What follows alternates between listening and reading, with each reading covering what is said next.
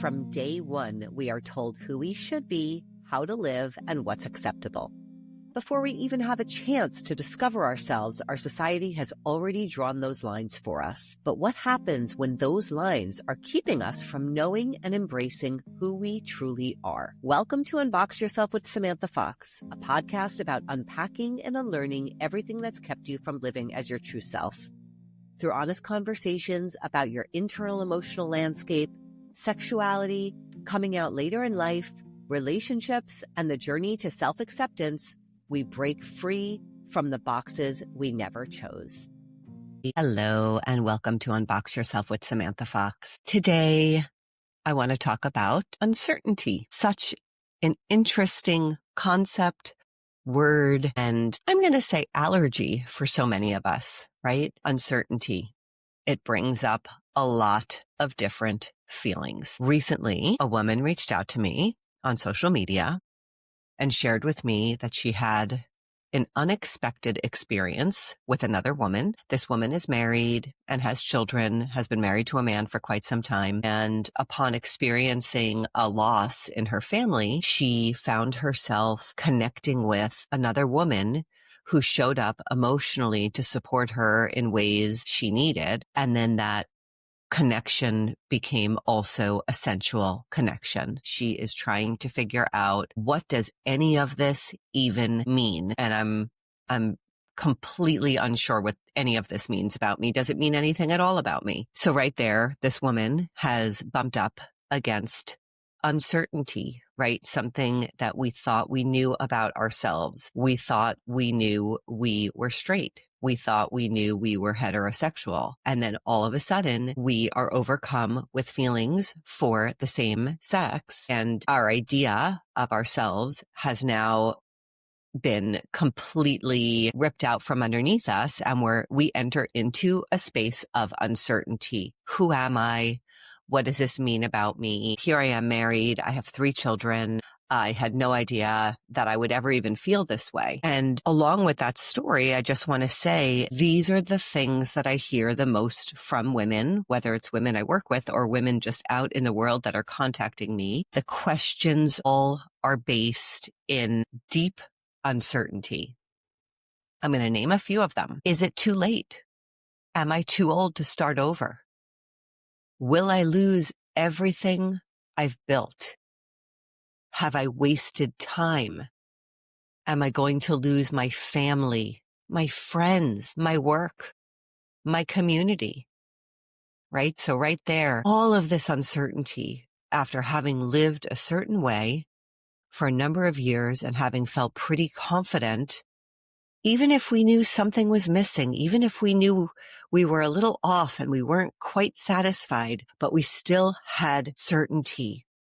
And our brains like certainty, right? All of a sudden, you start to realize you're not straight, and these thoughts and these feelings start to enter. How am I ever going to tell my partner, my kids, my family, my friends? How am I going to manage other people's reactions, right? This is what we've been taught. We've been taught that we are here to keep everybody else okay. Our purpose in life is to caretake those around us, and that becomes front and center. If I tell this to people, I'm going to upset people. And then what am I going to do? Are they going to still love me? Are they going to still want me in their family and connect with me? Another one is, will I ever find love or meaningful connection again? I'm so afraid that I could be alone. What if I never find real authentic partnership? Uncertainty, right? So much uncertainty in this. We never know. But when we do what I call the conveyor belt path, which so many of us do because it's what we're told is the right thing to do, when we do this particular path, we feel like we know. We know we're not going to be alone. We know we have a partner and somebody to be with for life. All we have to do is keep choosing that person every day. And we don't ever have to wonder if we're going to find meaningful connection or love ever again. Right? So we have this sense of certainty that we know how things are going to turn out. what's really interesting about this is that once you peek outside of that box of certainty, there's uncertainty everywhere, right? Relationships are not certain. Marriage is not certain, right? 50% of all marriages end in divorce. So there isn't certainty. There is choice, right? I can keep choosing this person every day. And if I keep choosing this person every day, that will give me more certainty. But things happen. People get sick. Accidents happen. People fall in love with somebody else. People come out later in life as gay. So, here we've built all this certainty. We've even practiced choice, and still there is uncertainty.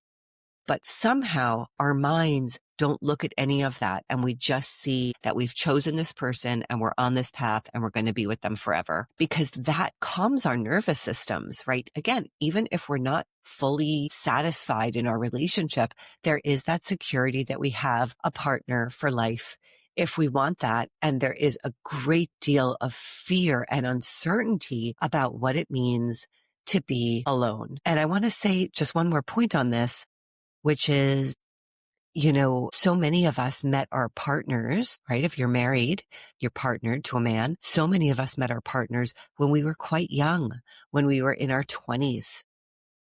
We hadn't really had time as an adult to know what it's like to be in a relationship with ourselves and be on our own, because, our friends were partnering up and we felt pressure to partner up. We also have a biological clock which is ticking, and, many of us want to have children, and all of these pressures push us to just pick the first person we fall in love with and partner up.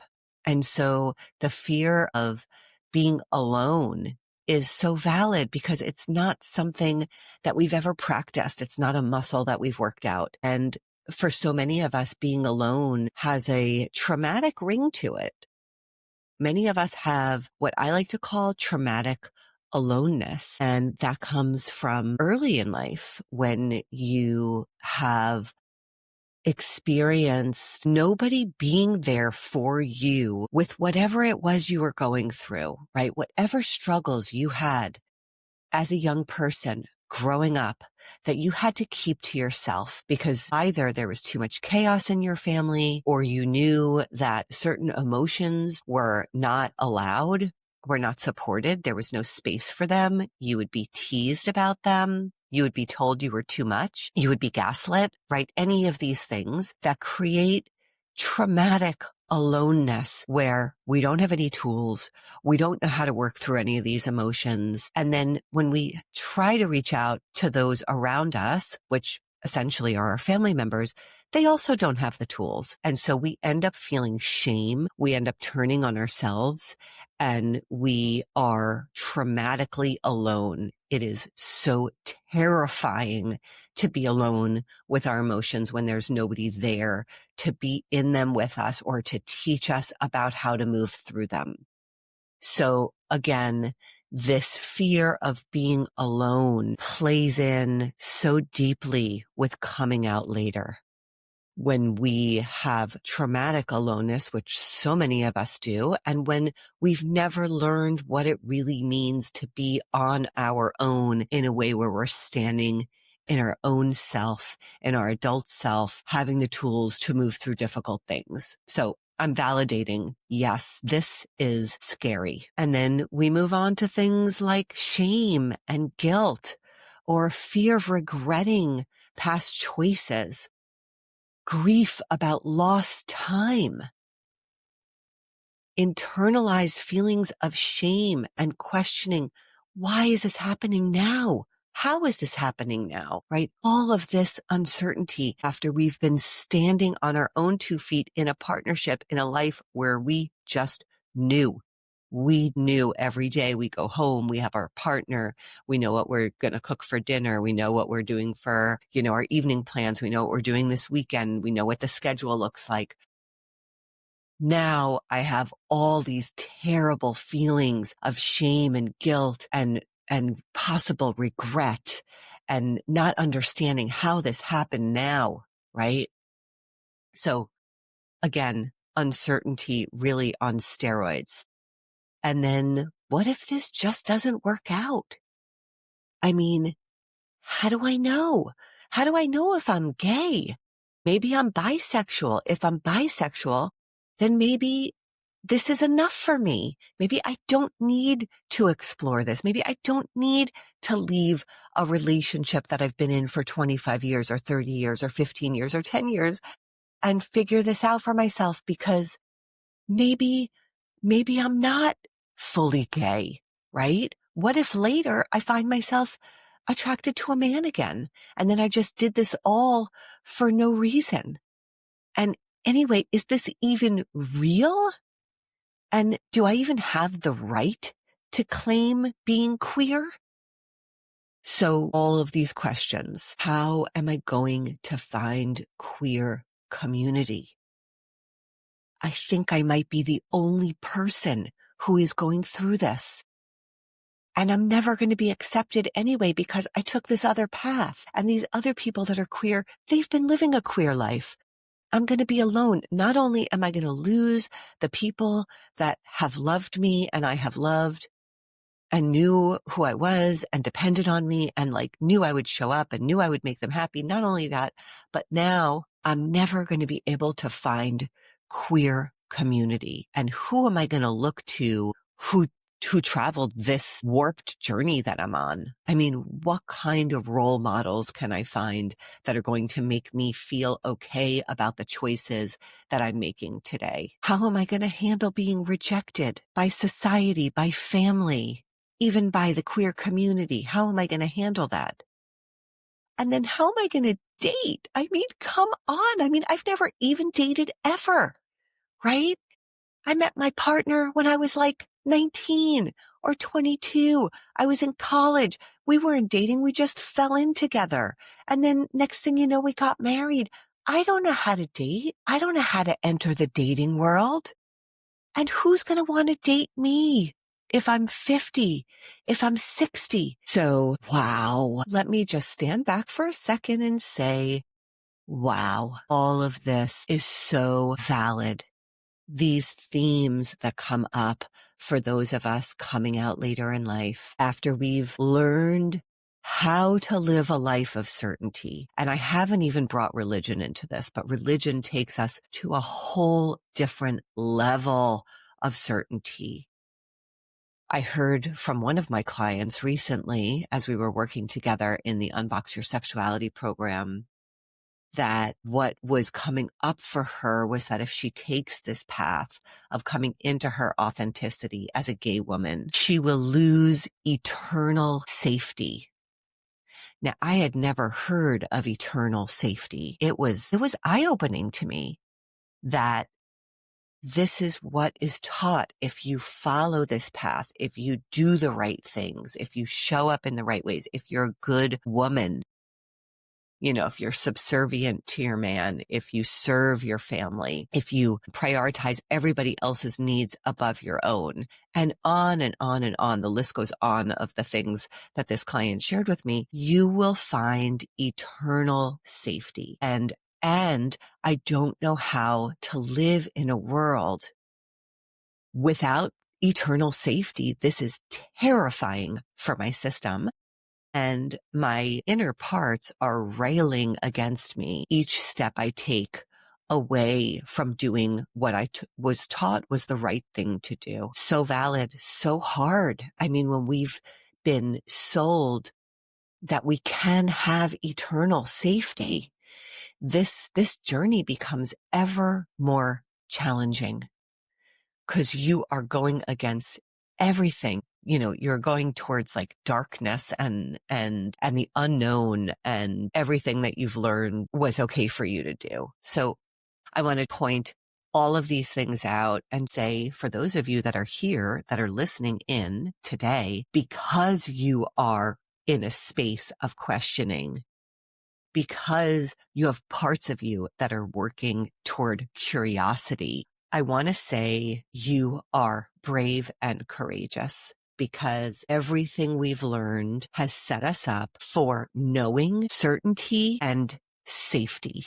right? If we know, we can be certain we will be safe. Being curious and coming out later takes that certainty away. So you are brave, right? Just stepping into curiosity. You are so, so brave. I want to tell you that. I also want to tell you that this certainty that we are sold is not a definite certainty, because the truth is everything in life is uncertain. We can take steps every day and choose things every day for our greater good, and there still will be uncertainty because we can't control things outside of ourselves. And really, there are things also within ourselves that we don't have total control over, right? We might have a genetic predisposition for diabetes. Well, we didn't ask for that. I mean, I just recently found out that I inherited a gene from my father that is related to cholesterol. I don't have control over that. I can take medication for it, but boy, was I angry when I found this out. I've done everything right. I've made all the choices every day to exercise and eat right. And boom, here's this thing that's completely out of my control and throws into question the certainty of my health going into the future, right? We don't have control over everything. And the sooner we're able to lean into understanding that and get the tools and the practices to tolerate uncertainty, right? It doesn't mean we can't take the steps to do all the things that we can do, but it does mean that even after doing those things, we still have uncertainty. Being human means living with uncertainty. And what I have found, because I can tell you, boy, was I somebody who needed to know. And I lived this way for many years. I felt like I had, honestly, almost like an anxiety disorder when I was younger, where I had so much fear of the unknown that it kept me from doing things. And it went to such an extreme that I honestly felt scared to walk under scaffolding in the city I live in. I felt scared that it was going to come down on me. I would cross the street to not walk under scaffolding, right? I needed control so badly. I needed to know so badly. And as I have worked on myself and evolved and grown over time, I have accepted that I don't always know what's going to be the outcome of things. I don't have a fear of being alone because I know what it is like to be with myself and be on my own and befriend myself. The thing that comes out of embracing uncertainty is being able to live in each moment. I'm sure you've heard of mindfulness and, being present. How can we be present? Well, when we embrace uncertainty and accept uncertainty, we are embracing the present moment. We have to live in not knowing. And whatever feelings that brings up, we then work to process and move through and accept, right? I might be terrified at a certain moment about any number of things. I mean, geez, there's tons of things happening on a daily basis that are beyond terrifying in our country. How can I stay present and realizing that I have uncertainty about where any of this is taking us, right? It seems like it's taking us to a dark place. That is some kind of certainty, but I don't know. I don't know where we're going. I don't know where we're going to land. I don't know, what the long-term impact will be of all of this on my children or on my grandchildren. I have to sit with those feelings today and let them wash through me. And if that means I need to have a big cry, or if I need to, journal about how scared I am, or call a friend and talk about that, or meditate, or whatever it is, that is being in the present moment of what is happening, because there is no such thing as certainty. So I share all of this with those of you out there that are starting to question, starting to be curious. Maybe you've had an experience like the woman who reached out to me and she's asking, I don't even know what this means about me. And I'm going to say, yeah, that's true. You don't. And that's okay. It is okay to not know what this means. It is okay to not know where you're going to land. But what you can know is that in this moment, I am going to step into one step at a time what feels right to me, whether that means having a conversation with your partner about some of these feelings that are coming up for you, whether that means reaching out to somebody to work with. Once you have done the work to understand all of these packages you've been sold of certainty and see that there is a lot of falseness to those, that they don't stand on their own, there is more of an acceptance and a calm and an embracing of the unknown. And I have watched this time and time again with those that I've worked with. I've absolutely experienced it myself, going from a highly anxious, panic attack kind of anxious person to somebody who rides the waves of the emotions. Not every day is going to be a great day. You know, when things are easy and things are flowing and I'm at ease, I express gratitude to the universe for that flow and ease, because I know that the next minute or the next hour or the next day or the next week, things might be a shit show in my life. And that is just what life is. Uncertainty is certain. That is what is certain, is uncertainty.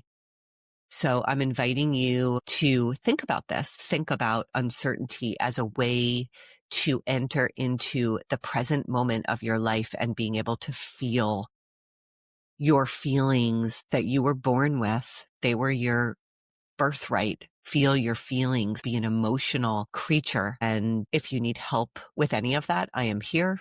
If you have feedback for me or questions about this, I am here. That is my offering for this week. How can you understand that uncertainty is your invitation to the present moment? Thanks for being here. Thank you for spending this time with me on Unbox Yourself with Samantha Fox. If this episode resonated with you, share it with someone who needs to hear it. Don't forget to like, subscribe, and leave a review. It helps more folks find these conversations. If you're ready to unbox from something that's keeping you stuck, I would love to support you. You can find the application to the show at unboxyoursexuality.com. Let's stay connected. Find me on Instagram, TikTok, and YouTube at Lesbian Curiosity Coach. Give me a follow and join the conversation. Remember, we only have this one time through.